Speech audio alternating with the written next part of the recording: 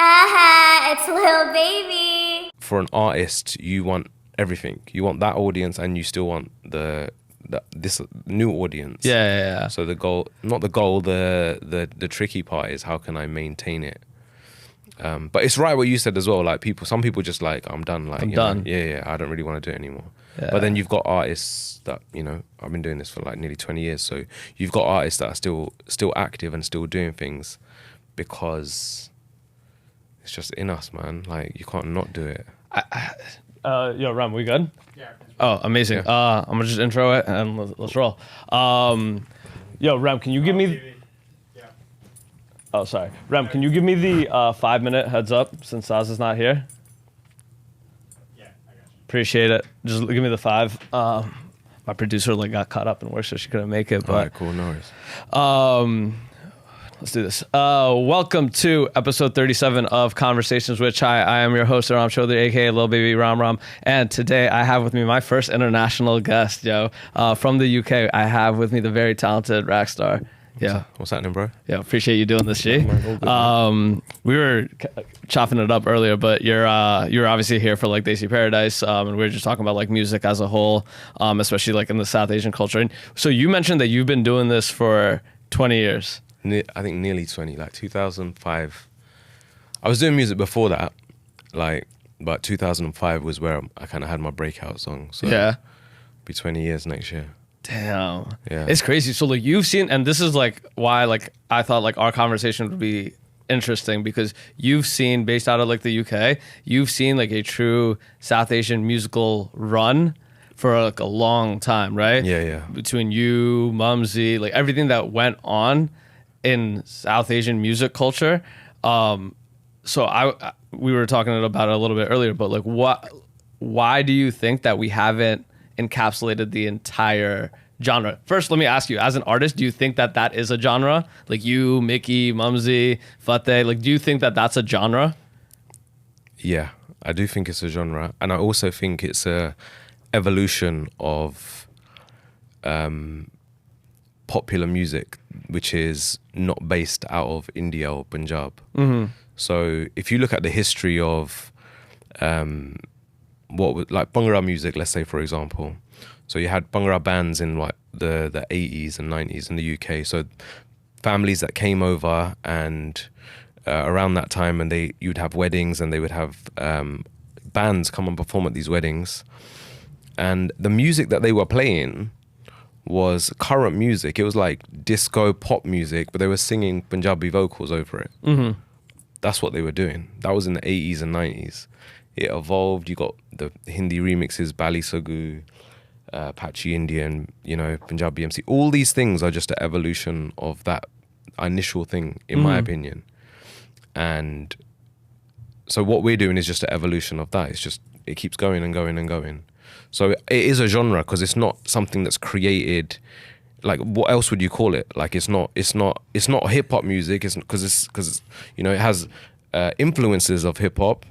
It has influences of everything. It's influences of popular music, whatever's popular at the time. Now you got Punjabi artists singing on drill.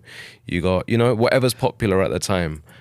What would you call that genre? Because I think that's the pause in all of us unifying that, right? Yeah. Because I try to keep up. Yeah. There's just so many pockets, right? You obviously you have your APs and your Diljits, right? Yeah. But then you have everybody Mickey, Fateh, you, right? Mumzy, and it's hard because people are fans of the individual artist. Yeah. But it's tough because we're not actually, obviously outside of collaborations and things like that, we don't get to view it as a culture that we can keep up with, but there is a culture there. There is, and I don't know, these conversations, I feel like they're for other people, not for artists. For us, we just want to make music, man. We just want to make music. That's for the marketing departments and all I'm that. going to push back stuff, on that. Man. Go on. I'm going to push back on that. But bro, just one thing before is if you, when you're making music, you make music that you love. You don't right, I want to create a hip hop song, or I want to create this type of song. Mm-hmm. You do something that you love, and it comes from, internally, it comes from unless it's there's 20 people trying to work on something, and let's make a song like this. But yeah, go on your pushback. But my pushback to you, Mumzy, everybody who's been doing this for a minute Yeah. is that, yes, the artist, right? And that's important. We get the fire music, right? But a part of making this business worth it long term, not just for you, just for the genre, Yeah. right? We need true culture builders and bosses, Yeah. right? And when I say like the pushback on that is that y'all truly as the artist have more influence and power than anybody else that could try to culture build. Yeah. Because we get culture builders through like promoters, through other marketing departments, Yeah. but they don't truly have the clout and influence or the ability to navigate that level of business that needs to be created, right? Like, because I think about like you, Mumzy, like y'all should have like full like plans out, right? Like if you look at like hip hop, Jay-Z, Nas. But what I'm right? saying is, who was like Jay-Z? Not who was around them, bro. It wasn't Jay-Z just by himself being the artist, writing the songs, creating the. You know what I mean? He wasn't doing everything. There were a bunch of people around him who believed in that. So as artists, we can't be everything, bro. You can't be in the studio micromanaging your video shoots, your brand, your merch, your online social media, and on top of that, we got to build the business. And do you know what I mean? Like there is a lot to do, but I feel like there are other people, you know, DJs. There's people that are in industry, in and around artists who I think they're the ones that should have the responsibility to do that. Because I'll be honest, I'm an artist, bro. Like, and that's my cop out for all this shit as well. Yeah. Because I like being an artist, bro. I like writing songs. I like performing. That's what I love to do. I've done the other stuff, bro. I've tried putting on shows. I don't like sitting in a studio listening to the mix and master, like 20 versions of this. I don't enjoy that, bro. I don't want to sit with the engineer and say, bro, put the bass down by 1 decibel. Like, I don't enjoy that part. Yeah. I feel like that the older I've got, the more I'm like, this is the part that I enjoy and this is the part that I want to do, and the rest is for whoever's passionate about that. Like, I'm passionate about what I do. So I like working with passionate people. If you're passionate about the business, I want to work with you. If you're passionate about making music videos, I want to work with you. There's a lot of people that are just drifters, bro. They're grafting. They're just trying to do what they do, quickly make a quick buck and then move on to the next thing, or quickly try and think that they can do this. But that's where my like the pushback entails. Like I completely agree. It's not on you to create. Like it's physically impossible, Yeah. right? Like it's you just don't have the time, the bandwidth, like the energy to actually do that. Yeah. But in terms of like built like that part of it, I think is intentional because like tying into like you being an artist and loving the art. Yeah. Like I love the culture and I love the art too, right? But for me, I like that love extends on to I want everybody to hear those records. Yeah. Like I want I have the same thing, bro. Like I want it to be like I want it to, but the other thing is that this is another analogy I like to make is sometimes we put that onus on the artists because we're the face of it, whereas you don't see the doors that are closed in our faces, which is the industry. So I'll give you an example of this. There was I watched these Hollywood Roundtable podcasts, right? Mm-hmm. So I can't remember which actress it was, and I've said this a few times on different platforms, but it just kind of makes my point very succinctly. There was a female actors roundtable, and the host of the roundtable asked the actresses, "Why don't you guys get paid the same as the male actors?" Mm-hmm. And I can't remember which actress it was. She said, "If you have a roundtable with the producers and the directors and the studio heads, which they did, why don't you ask them? Why are you asking us why we aren't getting paid the same?" Mm-hmm. So when, in a similar analogy, when people ask why is, I get asked this question, why isn't what we do more mainstream? Why isn't it pushed more? Mm-hmm. Ask the industry people that. We've had doors closed in our face for many years. These are the conversations that should be had with people that are running those businesses, that are running those labels, that are running the A&R, these kind of people, radio people, why don't you play South Asian music on your radio station? You can't blame the artists for not having their songs play. You know what I mean? Like people say to me, bro, why don't you go mainstream? Bro, where's that door? Do I just open a door and I go mainstream? Like my music is good enough to be played on these places, but why isn't it being played? Is that my fault?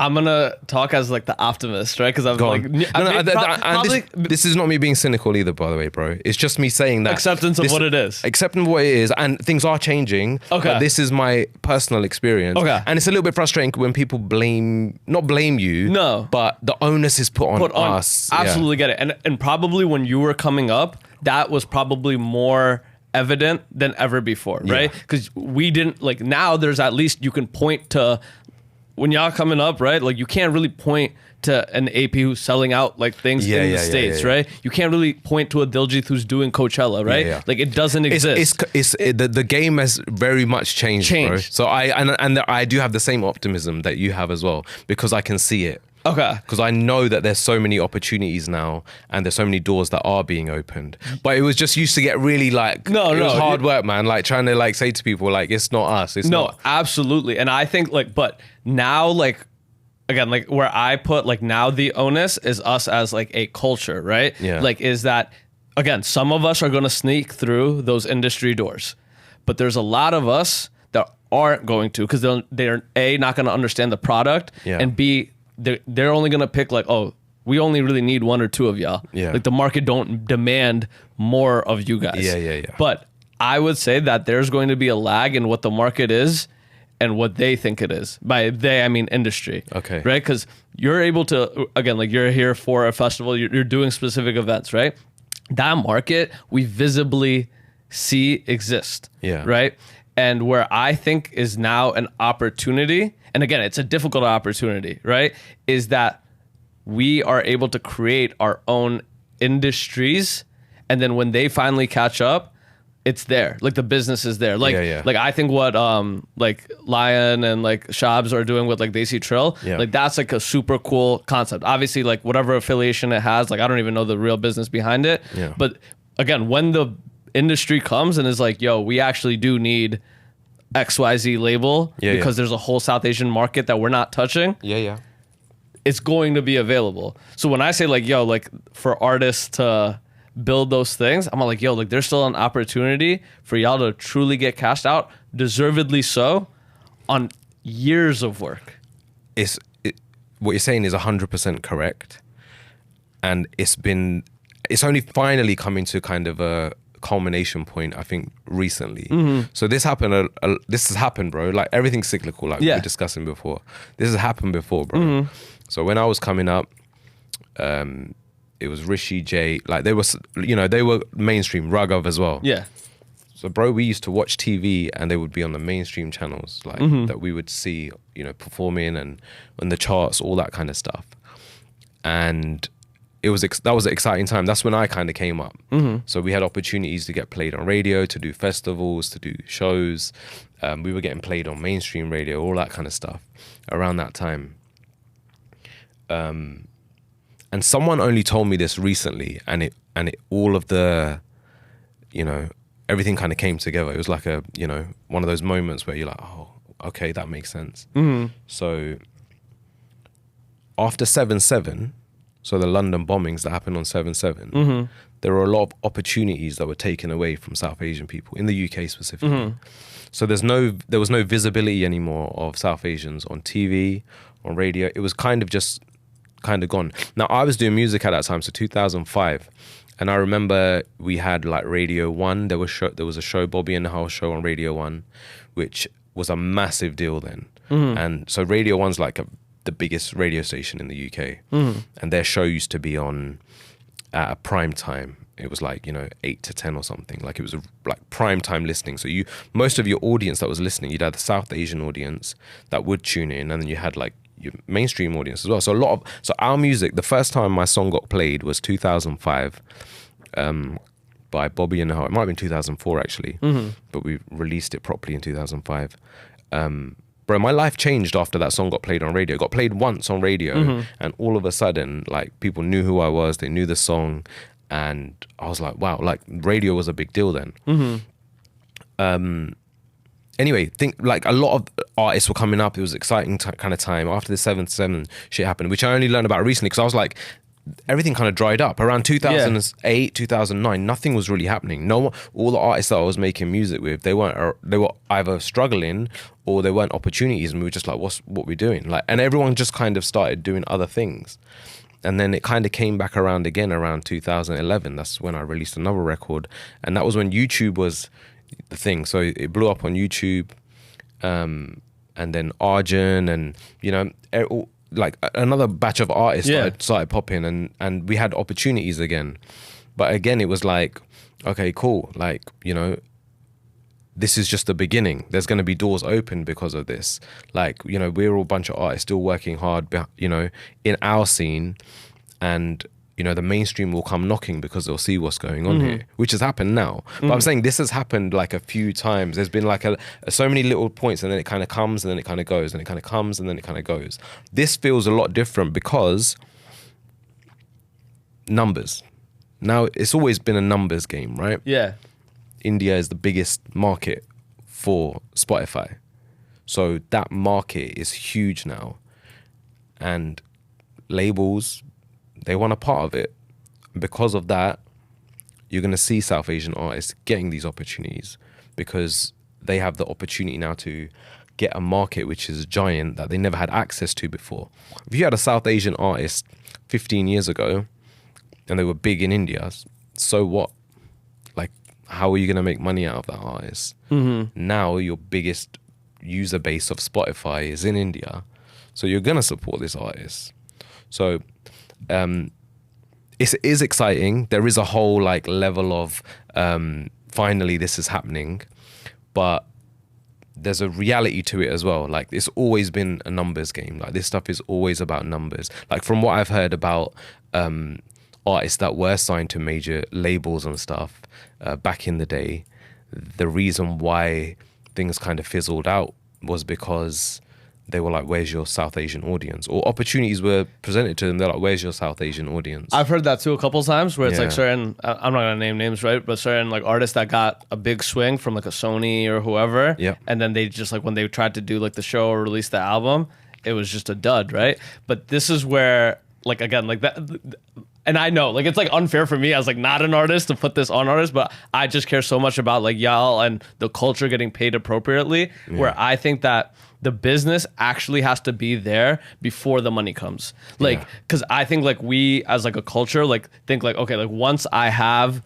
XYZ like bread, I can then invest in getting this person to build this thing for me, right? Okay. But I think that a big portion of like that is like, it's just a bad ROI, right? And there's two, I guess, like ways to like look at it. That one is that when the label comes, sure, expedite my process. The other is, why would I give you a piece of this? Yeah. I want everybody to be at the level of, why would I give you a piece of this? Yeah. That like, yo, if Sony came to you, right, whoever, it'd be like, yo, sign this, right? You'd be like, no, I'm making way too much. Which you can do now, right? It's possible. Like, Russ has shown that you can do this kind of stuff. So it is possible. I do still think that there's a lot that we don't know. So there's like, labels are clever, bro. Like, they're behind the scenes in a lot of things that we don't know. We might think an artist is unsigned or an artist is independent and their shit's just blown up. Labels seeding that, bro. They're paying for the ads behind the scenes. There's a lot of work that's going on behind the scenes to make these people seem like they've just come out of nowhere and become successful. But that, I think, is that's like an opportunity point for me, because I think that like we haven't reached as a genre. I don't think we've reached like market saturation where they could actually pick. Yeah. I think if we're actually able to, this is just like my like higher level view of this, is that I think if we could connect all of these markets and all of these artists, right, we actually build the capital market that we're hoping, that the labels are hoping to capture. Okay. Because I think everybody regionally, I see it as like a consumer. Okay. Everybody regionally and everybody like within their subgenre of this genre, super poppin' and can make bread off of it. Yeah. But I want y'all to make like stupid, like, you know what I mean? Like stupid, like Jay-Z level money. Because to me, that's possible because of A, how many South Asians are in the world, right? Yep. And then how much spending power South Asians have. Yeah. Right? Like that to me shows that, yo, that the money is there. Yeah. The people is there. So that means the market is actually there. But I think that from outside of label things, because y'all do really know each other. You talked about you pulled up for Lazy Paradise. You probably know everybody up and down that lineup, right? And all of those are eating. Like Fateh's doing fine, you're doing fine, right? Like Mickey's doing fine individually. Yeah. But I'm like, okay, like if you're able to then tie, again, there's probably some overlap in your fan bases. Yeah, 100%. But that overlap, I don't think is as big as it could be. I think there's like specific people, like for example, like I know like, again, like I know your music, I know Mickey's music, I know Fateh's, but there's probably a lot of artists that have been building that I've never heard anything from. Yeah. And that's where I think like, again, like as the artist, and the artist portion of this is making sure that the collaboration is happening. Yeah. The business portion of it is making sure that the business behind said collaborations makes sense and is profitable to all. Yeah. Like I think like something like Lazy Paradise or a festival, Yeah. that should have been like, we should have a bunch of those. Yeah. Like y'all should have we should have a South Asian Coachella in LA, in Toronto, in the UK, in New York. I think it's on the cards, bro. I think it's on the cards. And I love your optimism as well, by the way, bro. I have to, bro. No, I love it because Like- because artists are funny, man. Like artists are very sensitive people. There's insecurities, there's egos, which is crazy. I'm quite like the friend group circle that I have with the artists that I've worked with in and around like Lazy Paradise. Amazing people. Like I feel like everyone's kind of grown and learnt from each other, and it's more than music with a lot of us. But it's not like that with everyone. So do you know what I mean? It can be a little bit like so weird to me now. Yeah. Right? Because I think that again, there's as artists, as creatives, like everybody got ego, right? But bro, like you like we look at it like music's not different to any other place though. Like if you worked in an office, bro, you're gonna be in competition with someone, or you're gonna have like, I don't like this guy, or there's gonna be something that what I mean. You're not gonna get along with everyone, and this industry is the same way. So you've got the same kind of politics that take place behind the scenes that you would get in any workplace. No, absolutely. But this is where I think that like I get it, right? Like, but I think that there's certain things that like ego to the side. For the business to be good, but then that's a big ego to the side is not as easy as you're saying it. It's easy to say, but it's difficult when you're dealing with certain individuals. But it's easy to say, but it's also so like it's just a good investment to put the ego to the side. Yeah. I get it. It's not easy. I agree with you. But I'm for saying the bread attached to it, it should be easy. It should be, but it's not. Because that's where I'm like, because when bro, you got Drake and Kendrick beefing right now, yeah. Yeah. They are good, bro. Money-wise, they are good. It's ego. That's the competition. And that I'm fine with down the line. Yeah. But right now, like, for it to be, like, this is where I like the NBA collectively bargains. Okay, wait. I know you were gonna say, right? Down the line, you can work all that stuff out. But in the come up, it's a rat race, bro. I want this guy is not doing. For what spot? There's Like, everyone wants to be. For what spot though? Bro, I agree with you.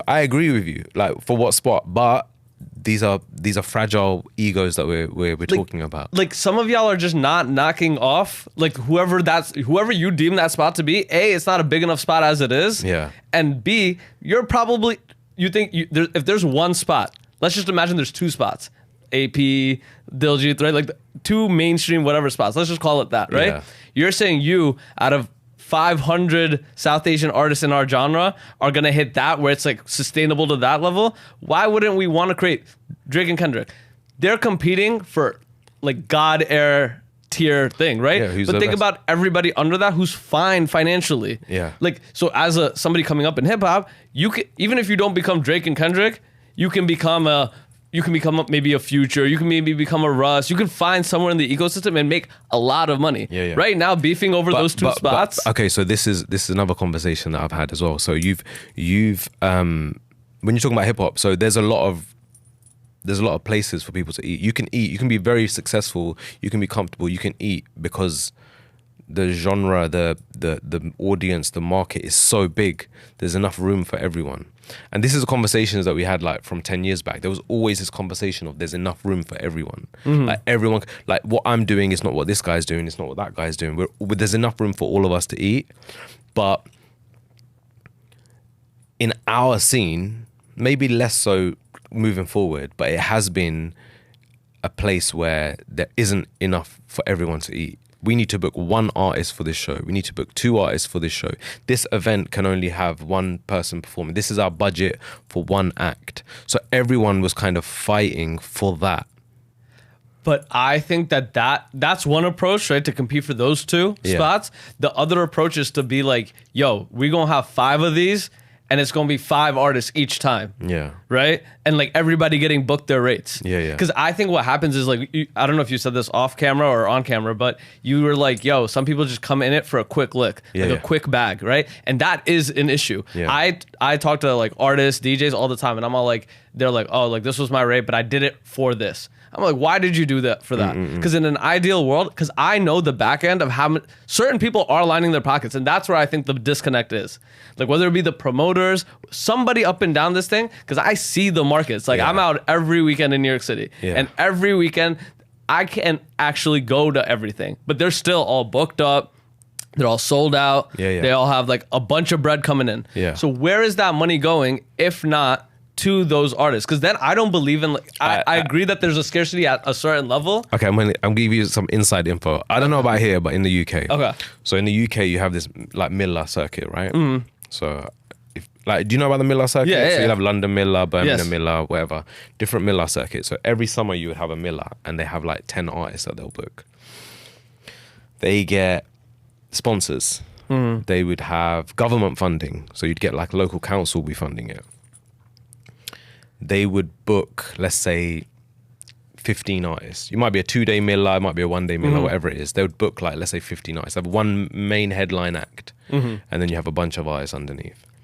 Now, I used to do these, like I would do a Miller when I first started for nothing, like for free. Then it was, you get paid your travel costs. Again, peanuts. Then it would be like a minimal fee, like a very, very small amount. Then it would be a little bit more than that.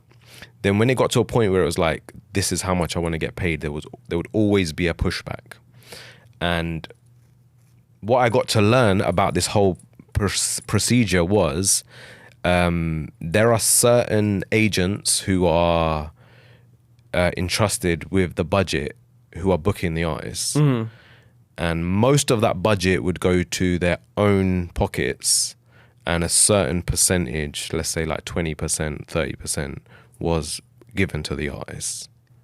So, and then on top of that, you would get like a main act would get like their fee. Yeah. And everyone else was expected to either perform for free or for a minimum amount.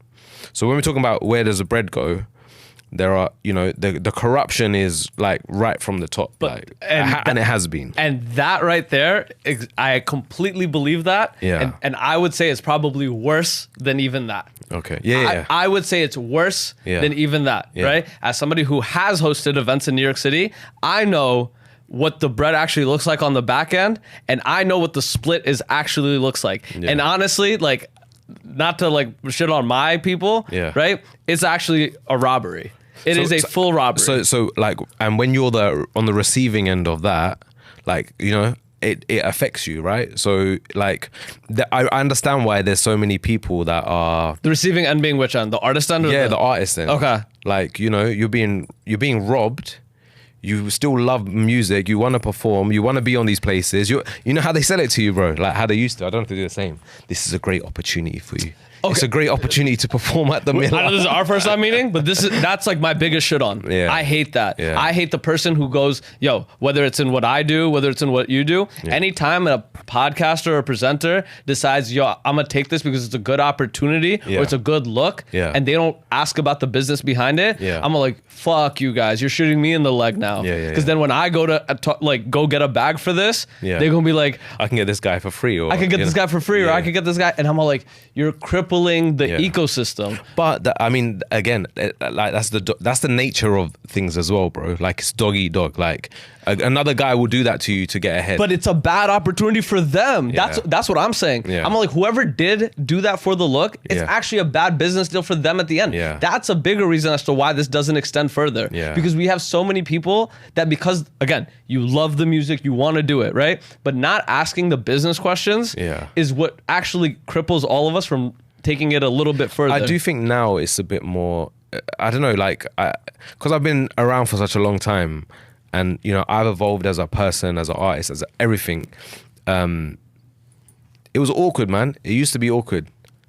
Oh, no. I'm just turning this up a little bit. No, you're good. Maybe it fell a little bit.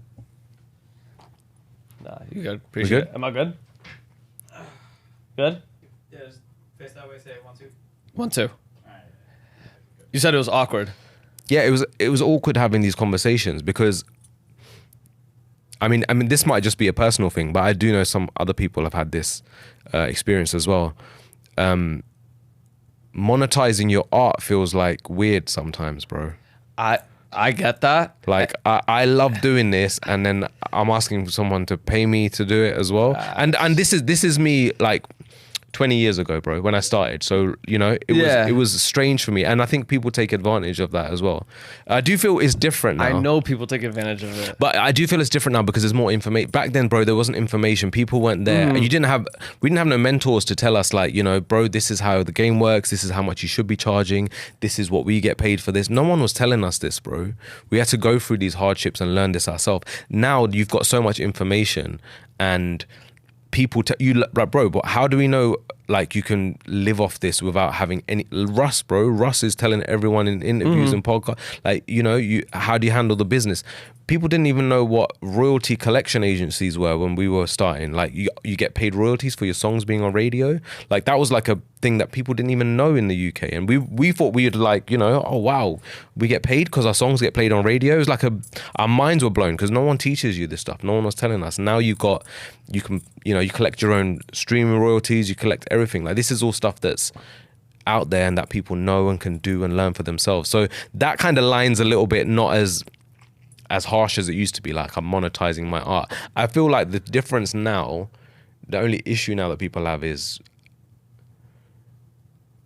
sometimes people think they're too cool for like promoting their shit or putting their shit out. It's like, you know, I don't know what it is, man. I feel like I see that quite a lot. People don't like to. I get it. Do you know what I mean? I get it, but I always think that like, because I usually feel that way, right?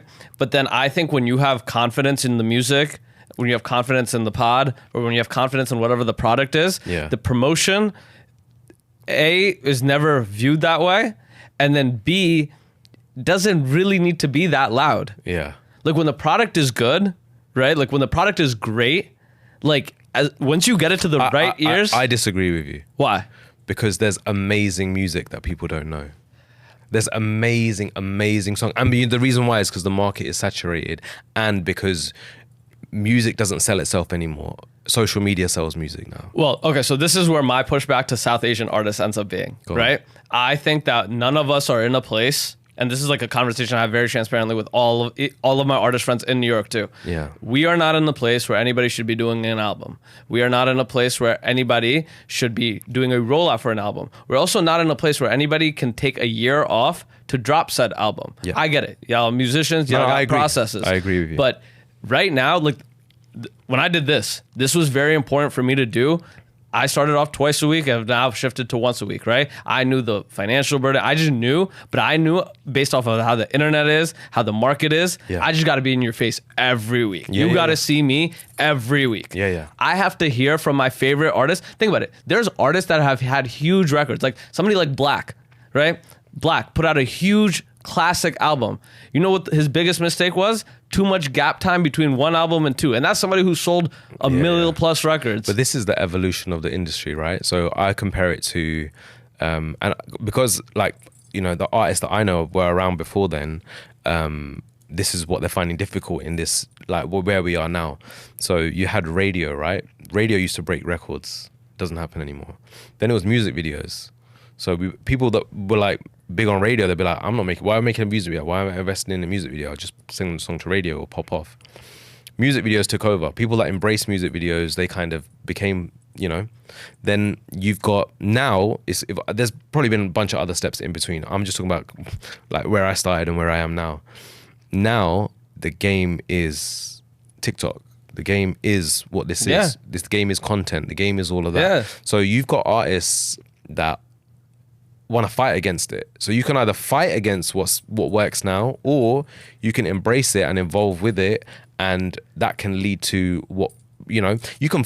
I think people just have this thing like you have a problem with where it is now. You know, like old heads, like they talk about old heads like, oh, back in my day we used to just do this. Back in my day we used to do But this. this is why like the initial conversation that we like started this from about the artist being involved in that ends up being so important, right? Like because that is I would say like not is so common. Yeah. Like artists that are just like, because I hear some records and I'm all like, oh, if you did this, as like you paid like 10 girls to go do a TikTok dance to this shit would go. I look at certain people's music and I'm all like, this is going to go. But it's like, you're still trying the old, I'm gonna put out a music video, I'm gonna put out an album. Nobody cares. No one cares. I think for artists, in my opinion, you have to figure out what works for you in this thing. And I went through this for like 2 or 3 years. I was literally trying to figure out how does what I do work in this like new market, because you know, back in the days, you'd be like, right, as a music video, how do I want to look? How do I want to present myself? Social media is a similar thing.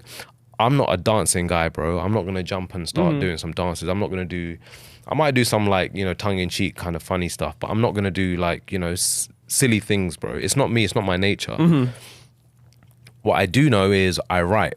What I do know is people connect to my lyrics. What I do know is people have an affinity to the things that I've written and that I say in my songs. So I had to figure out, okay, how can I present this?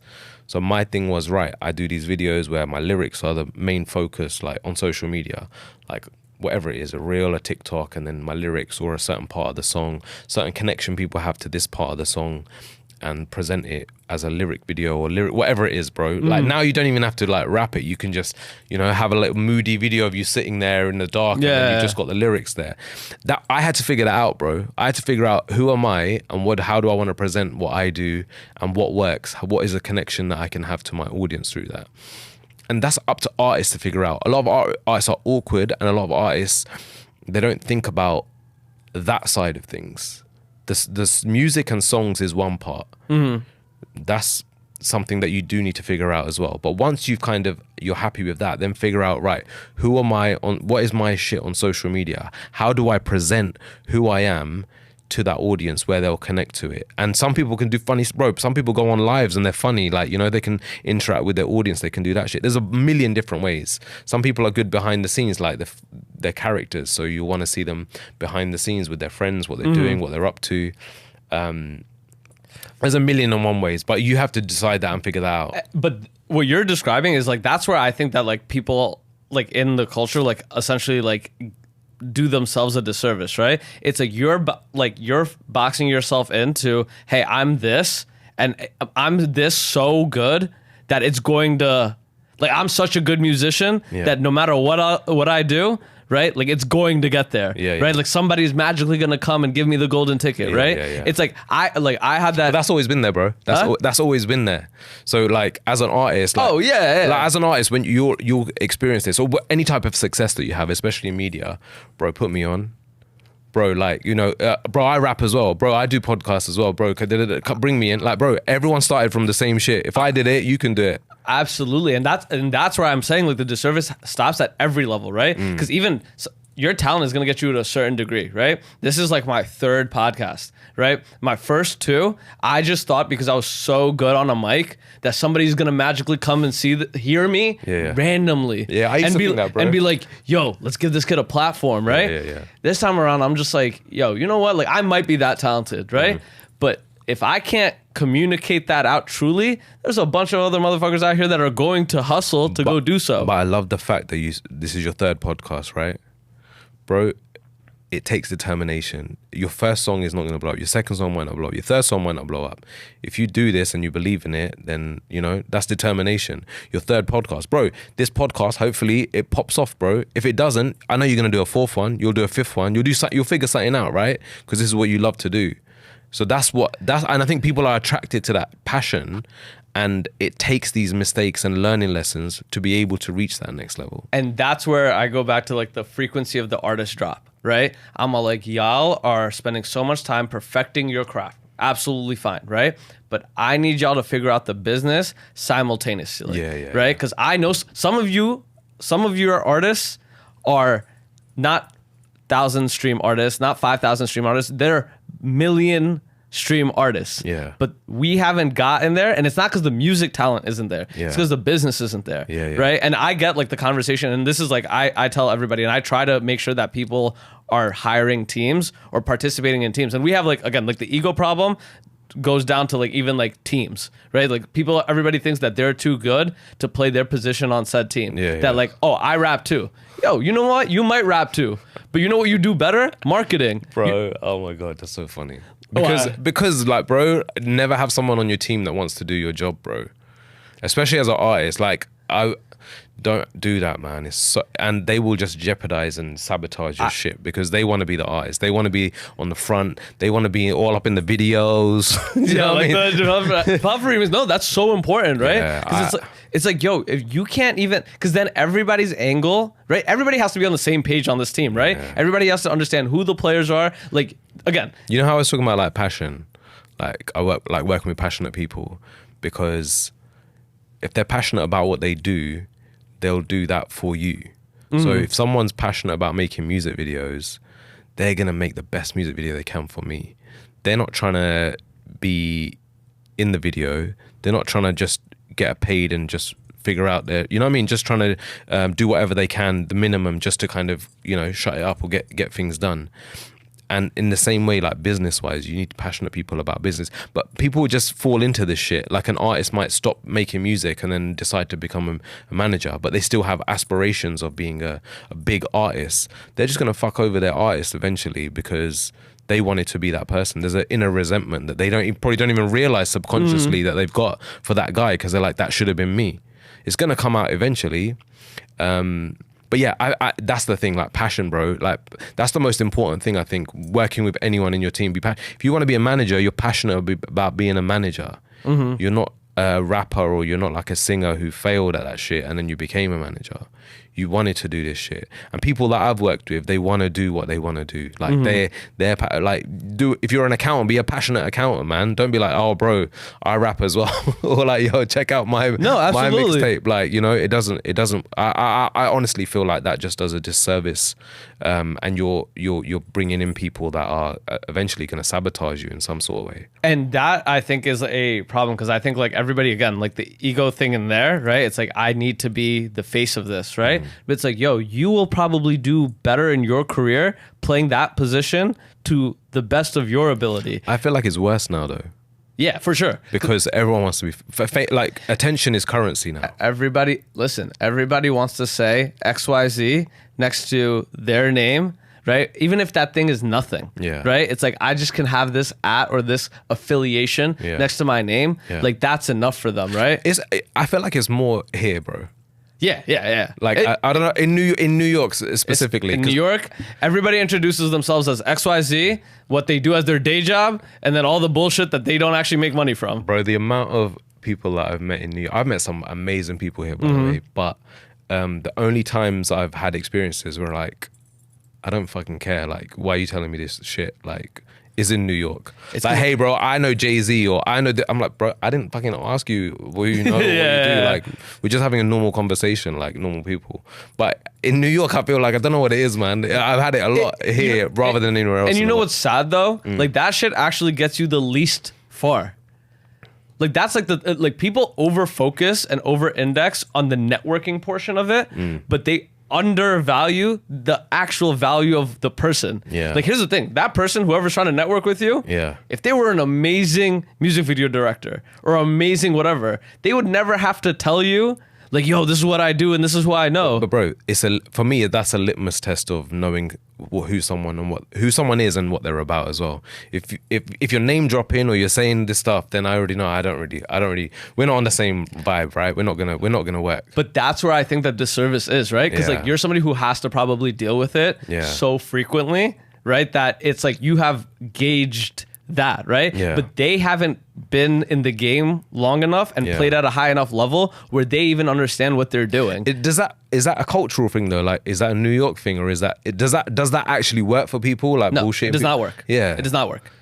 No, it does work. That fake it till you make it, right? It works in the sense of you are able to fool certain people, but it's like the people who aren't. Yeah. You know what I'm saying? Got The people who aren't actually going to do it, but Yeah. it's enough for them because for them it's just the ego portion. Yeah, got it's it. like, oh, this stroked my ego. Yeah. Like this person thinks I'm cool because I do X, Y, and Z. Got but it. I think anybody who I've talked to that like plays this game or plays a game at a certain level, when I bring up the people like my peers that may not be playing this the right way, they see it from a mile away. Yeah.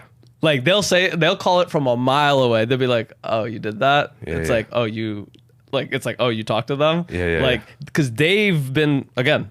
I'm sure in your career. Yeah. I'm sure you've gotten every DM, hey bro, I do this. Yeah. Hey bro, can you put me on a song? Yeah.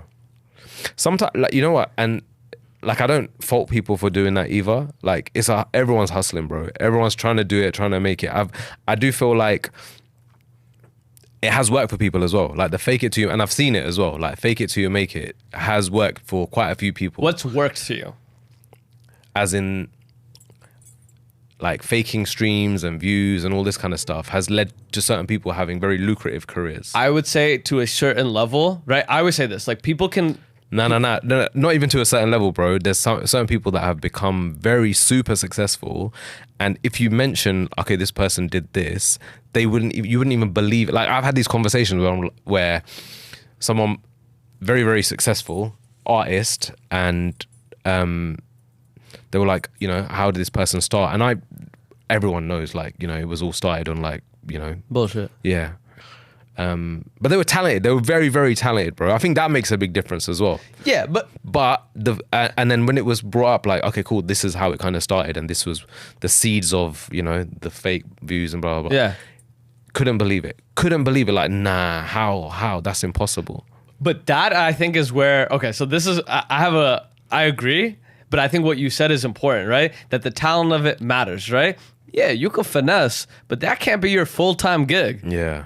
right? But I mean, the theory still stands then. Fake it till you make it does work. Fake it till you make it, but there has to be something substance under that when I eventually look under the hood. Yeah, Like the car could be flashy, Yeah, right? yeah. And that's fine. But if under the hood Yeah. is like, oh, okay, like this shit still checks out. Sometimes, but then it kind of boils down to, you know, like bullshitting can sometimes get you places, right? Like, so the bullshitting in that scenario is, I got 10 million views on this song, and you might not have liked that song, but it's can open a door for me. Because back then, obviously I'm talking about like fucking 10 years ago, bro, but back then, if someone saw that, oh, you got 10 million views on your thing, all right, let's even if the song's shit, bro, even now people will give validation to something that they may not necessarily like because it's got a certain amount of numbers behind it. But I think that the real, because when I say that can't be a long-term lick is because the ones with true discernment can see the bullshit, right? Like It doesn't last, yeah. Yeah. Everybody on Instagram who bought their followers and got to 10K, I see y'all. Like Yeah. I truly see y'all, right? And a million. And a million. Yeah. But I can easily, it's so bad though, because I can immediately tell. Yeah. Like I hate when I see, and I've said this so many times, and I like sound like an asshole, but I hate when I see a 10K follower or a 100K follower, and they can't even break 10K on an Instagram reel. Yeah, but bro, to be honest, social media is fucking bullshit now anyway, man. Of course. My followers don't even see my posts, bro. Like, it's impossible now. Like, But- if you take a break, like I took a long break from social media maybe 3 years ago. I had a lot going on personally. And I've taken breaks for extended periods of time, like 6 months, 3 months, like completely logged out and not gone in. It's very, very difficult to get back on that shit if you haven't done it for a long time. Very, very difficult. Even if you, and the other thing is how, like, I read a post actually recently, someone said, Instagram specifically, I think TikTok's a whole lot better, like socially at the moment. It's probably the best app for all this kind of stuff. But Instagram specifically, how did they basically said Instagram limited your reach for certain posts which led to people posting even less, which led to people when they did post getting even less. Like basically, it's a downward spiral basically. Yeah. So you don't even bother posting now because you know no one's gonna see it. And then when you do post something, no one hardly ever sees it anyway, and it's just like a downward spiral. So I used to kind of think that, like how you're saying, like if you got a certain amount of followers, you should have a certain amount of comments, a certain amount. Like I don't believe that shit anymore, bro, because like no one even sees anyone's shit anymore. But that's when I think that there's two things that are my like litmus test for that. Okay. One is that regardless, I can make the excuse, right? Saying like, yo, the algo, right? Yeah. But again, did it become harder? Absolutely. Yeah. Right? Like it's not like TikTok back in COVID times, right? Yeah, Where yeah. everything's just going, right? Yeah. It's like, okay, like I gotta up my game on one aspect, the content piece. However, I want to beat that algo. I agree. It's on me to beat that algo, I agree, right? I agree. So like but I think a lot of people tout now, like, yo, I have this number, and I've gotten like privy to it. Like people were so shocked that I got a deal so early, Okay. right? Like I got like a business deal so early, and it's like, wait, why? He only has 2,000 followers. Okay, yeah. But my 2,000 followers. Every week I hit him. Every week you get a 10K clip, regardless. But that, like, oh man, just the way that's a currency now. How many followers you have, like, bro? It just that's the highest TikTok comment. Man. It's like, yo, why does this boy talking this cash shit? Right? He's talking so, and I'm all like, yo, you don't realize, like, I make more money doing this because again, podcasting is hard to make money from. I make more money doing this, and again, it's not a lot because I just started, right? I make more money doing this, but 90% of those podcasts that you think have 10K followers, Okay. because they actually really don't have that impact, and no business who's actually doing their due diligence is going to write them a check, because as soon as they look at under the hood, it's like, oh, this is just bullshit. Yeah. Right? Like as an artist, right? Like that, your litmus tests are so much harder, right? Because it's like, yo, if I book you, right? Who's gonna show up? Yeah. It's so tangible, so you can see it. I'll tell you what's interesting now, and I've had this conversation a few times with artists recently, is people don't know artists anymore. They'll know a song, but you could have a song that's got like 10 million streams, and the guy could walk in here and you'd be like, I don't know who that is. Where there's a certain generation that we were part of, and before that as well, who... And there's a handful of exceptions. I'm not saying that's everyone. Like you've had people pop AP, whoever. So, like these guys are known people. Like, you know what I mean? They know who they are. They would instantly get recognized. But there's a bunch of people who may not necessarily have that recognition when they go places, or, you know, which is a good thing as well sometimes. You can just kind of move like incognito. But an artist isn't an artist anymore. Like that thing isn't there anymore, unless they're fully popping on social media where they're constantly, you know, doing lives, posting themselves, all this kind of stuff. There's a lot of people that will just have a successful record, but nobody will know who they are. But absolutely agree, right? And I think that that's when the artists need to come, like in hip hop, it's a very common thing, right? The artists during their album cycle, yo, you got to be outside. You got to be at all the platforms. You got to be at all the strip clubs that are gonna play this record and break this record, right? Yeah. You got to be outside because people got to see you. People got to invest in the person, right? Yeah. I think it's like, because again, like I think it's always like a disservice, and I try to make these New York City moments happen. Anytime I see certain people that I know that, yo, people should see you. Here, you do chilling in the back in the VIP section, don't do shit for you. Honestly, right? Like people should see in whatever capacity. I'm not saying you got to go up in there and perform, but people got to be like, oh, yo, shit, that's Rax, or oh, yo, shit, that's Mickey. Yeah. Right? Like whoever's performing, because that's how you build cultural figures, right? Yeah. Like I would say, like my biggest like the thing, and it's like, so I've done it so systematically. I hate going outside now, right? Like I just hate it. Bro, Like, I don't think anyone likes going outside. I've like grown out of it. I think because I was Yeah. like such like a like right. Even But- when you were saying that, like, you need to be out of VIP this and that, I was like, bro, we don't even fucking want to be in the club, bro. Like, none of us do. And I get that, right? But I've chalked up to a part of this job as I gotta go be there. Yeah. Like once a week, I have like this thing, like whatever the events is, I get hit with like. I think for newer people, yeah, that's definitely I think for definitely y'all the case. too. I don't think so, because bro, we're like, you got to look at us as one, how long we've been doing this, what our goals are, and who we are as people. Like, bro, the artists that we've spoken about, that I'm around and who I'm with and who I've worked with, and we've kind of been in this game for a long time. Bro, we don't want to go nowhere, bro. We don't want to be outside. We don't want to, and it's not to do with like the game and all that kind of stuff. Yeah. it's just as people, bro. Like as the older you get, the less that stuff is important. It's not important anymore, bro. But I agreed, right? But I think the part of it, like in terms of like growing it, Yeah. right? I think it becomes so critical because I get to have these conversations with you, like whoever, and I'm like, yo, these are some fly people that are doing crazy business things, right?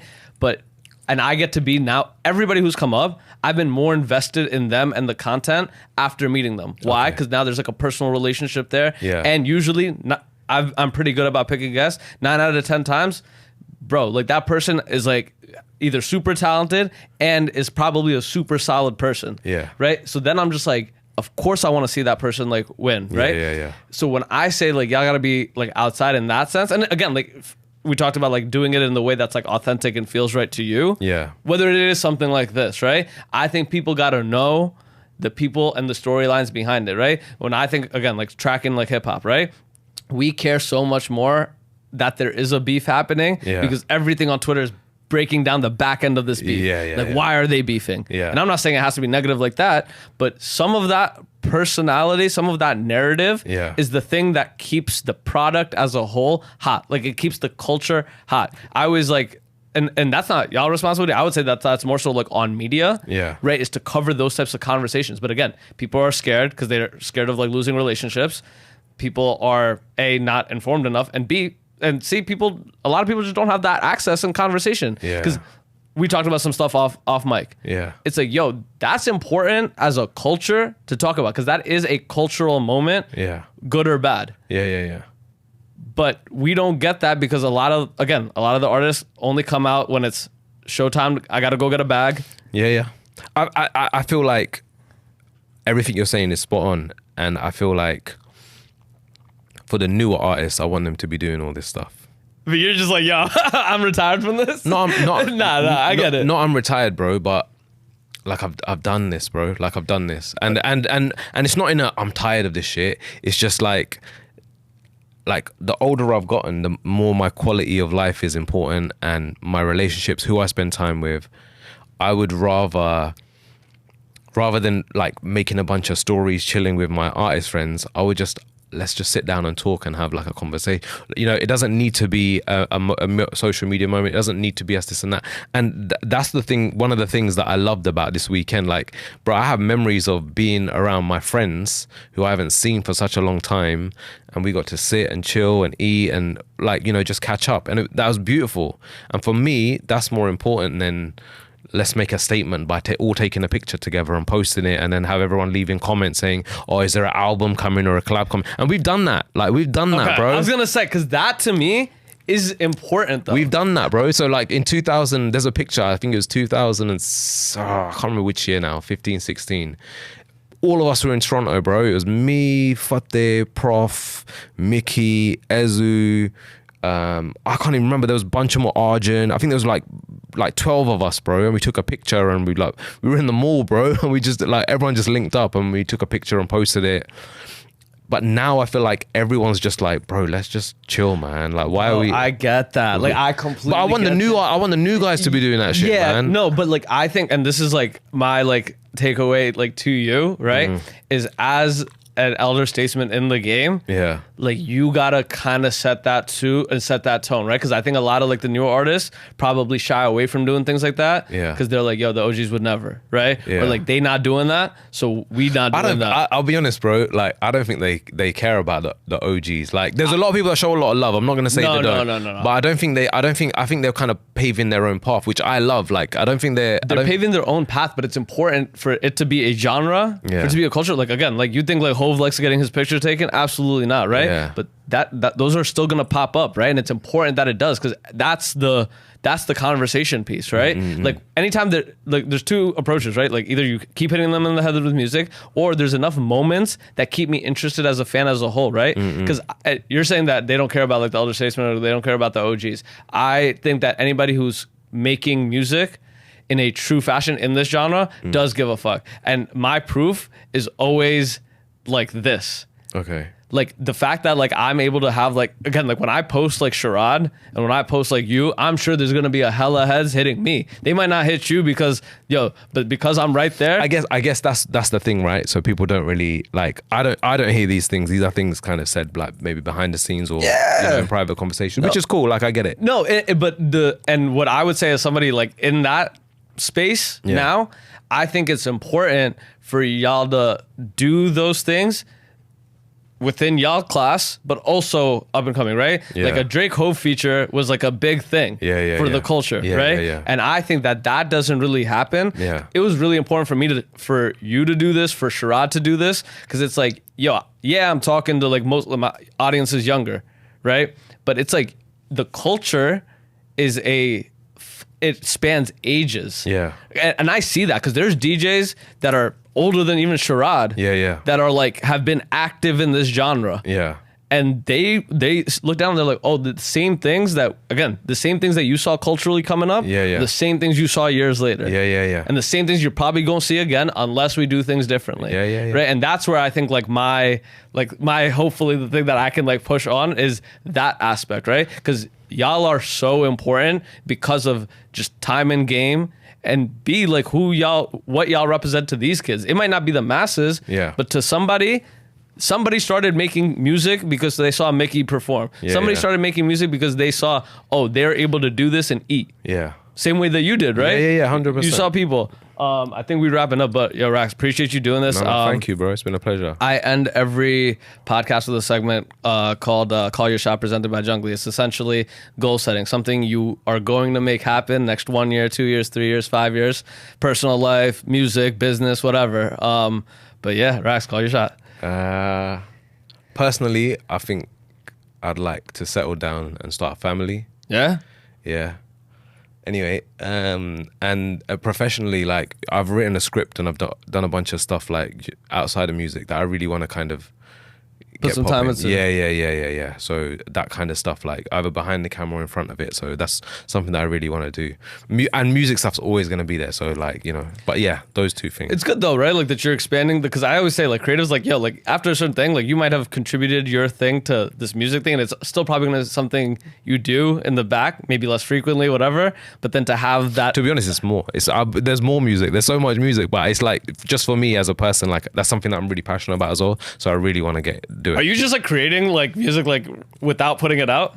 I'm writing for other people, so that's a lot of stuff. And then I'm always got my own shit. But it's not. I'm not putting it out. It's just.